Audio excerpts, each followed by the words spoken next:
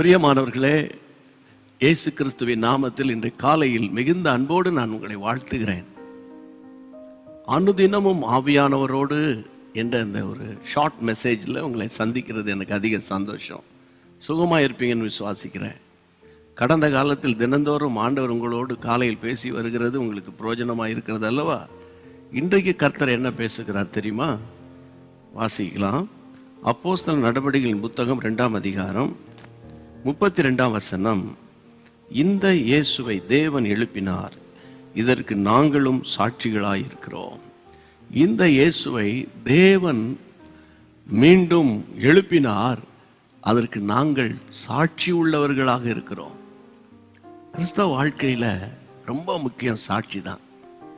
சாட்சியில 2 வகை இருக்கு. ஒன்று சாட்சி சொல்வது, இரண்டாவது சாட்சியாய் ஜீவிப்பது. இதுல எது முக்கியம் அப்படின்னா, ரெண்டுமே முக்கியம்தான். சாட்சி சொல்வது, இரண்டாவது சாட்சியாய் வாழ்ந்து காட்டுவது. இதற்கு மிகுந்த ஆதரவையும் பலனையும் கிருபையும் ஒத்தாசையும் தருகிறவர் தான் பரிசுத்த ஆவியானவர். அப்போ நீங்க ஆவியானவரை நம்புறீங்க இல்லையா? அப்போ நீங்க ஆவியானவரை பார்த்து என்ன கேட்கணும்? ஒவ்வொரு நாளும் எனக்கு ஒரு அற்புதம் செய்யுங்க ஆவியானவரே. நான் என்ன செய்வேன்? சாட்சி சொல்லுவேன். ஒரு பக்கம் சாட்சி சொல்லுவேன், இன்னொரு பக்கம் எல்லா சூழ்நிலையிலும் எந்த சந்தர்ப்பத்திலும் நான் சாட்சி உள்ளவனாக இருப்பேன் என்ற ஒரு தீர்மானத்தை நீங்க எடுக்க அவரே உங்களுக்கு உதவி செய்வார். நீங்க பயப்பட வேண்டிய அவசியம் கிடையாது. ஏன்னா அவருடைய அபிஷேகம் உங்களுக்குள்ள இருக்கிறது. நேரம் கிடைக்கும் போதெல்லாம் ஆவியில நிரம்பி, அடிக்கடி நீங்க ஆவியில நிரம்பி நிரம்பி ஜெபிக்கணும். ஜெபிக்க ஜெபிக்க ஜெபிக்க ஜெபிக்க அந்த ஆவியில உங்களுக்கு ஒரு தைரியம் வரும், ஒரு பலன் வரும். சரியா? எதை குறித்து இன்னைக்கு உங்களுக்கு முன்பாக இவ்வளோ காரியத்தை நான் இன்னைக்கு செய்ய போறேனே, எப்படி செய்ய போறேனோ, இவ்வளோ பிரச்சனை நான் இன்னைக்கு எப்படி சந்திக்க போறேனோ, அப்படி சொல்லாதீங்க. என் ஆவியானவர் என்னை பலப்படுத்துவார், என் ஆவியானவர் என்னை தைரியப்படுத்துவார், அவரால் எல்லாம் கூடும் என்று நீங்க ஜெபம் பண்ணிக்கிட்டே இருங்க. இந்த நாள் பாருங்களேன், அற்புதமான சாட்சி நீங்க சொல்ல போறீங்க. உங்க சாட்சியை கேட்டு அநேகர் பிரமிக்க போறாங்க. சரியா? தைரியமா இருங்க. ஆண்டவர் நல்லவர். பாதகமான சூழ்நிலையை தான் சாதகமா மாற்றுவாரு. அதுக்கு நீங்க தான் சரியான ஆட்கள். உங்களை அப்படி மாற்ற போகிறார் பாருங்க. ஜெபம் பண்ணுவோமா? என்ன சொல்லி ஜெபிக்கணும்? ஆண்டவரே, அற்புதத்தின் நாள் என்று நான் சொல்லுகிறேன், ஆசீர்வாதத்தின் நாள் என்று சொல்லுகிறேன்.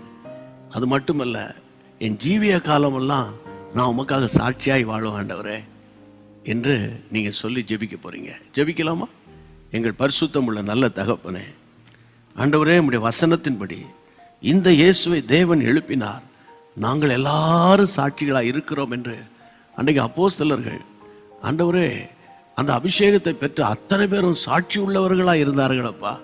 உம்முடைய பிள்ளைகளை சாட்சியை கெடுக்க, உம்முடைய பிள்ளைகளுடைய கிறிஸ்தவ வாழ்க்கைக்கு சோதனைகளையும் வேதனைகளையும் கொண்டு வர நினைக்கிற பிசாசின் தந்திரங்கள், எரிச்சல், கோபம், ஆண்டவரே, அவசரப்பட்டு எடுக்கிற தவறான முடிவு ஒன்று உம்முடைய பிள்ளைகளை தொடக்கூடாதுப்பா.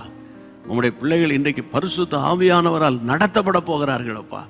புது பலனை தரப்போகிறீர் ஆண்டவரே. உம்முடைய பிள்ளைகள் உமக்கு சாட்சி உள்ளவர்களாக இருக்க போறாங்க, சாட்சி சொல்ல போறாங்க. அது நிமித்தம் உடைய நாம மகிமைப்பட போகிறதப்பா. கர்த்தருக்கு மகிமை உண்டாவதாக. இப்பொழுதும் தேவ பிரசன்னம் உம்முடைய பிள்ளைகளை நிரப்பி விட்டதற்காக உமக்கு நன்றி. உமக்கு ஒருவருக்கே நன்றி. இயேசுவின் நாமத்தில் பிதாவே, ஆமென். கர்த்தருக்கு ஸ்தோத்திரம். God bless you.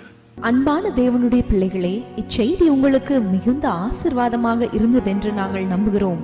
தொடர்ந்து எங்கள் செய்திகளை கேட்டு கர்த்தருக்குள் ஆசீர்வதிக்கப்பட ஜீசஸ் மீட்ஸ் மினிஸ்ட்ரீஸ் என்கிற எங்கள் யூடியூப் சேனலை சப்ஸ்கிரைப் செய்யுங்கள்.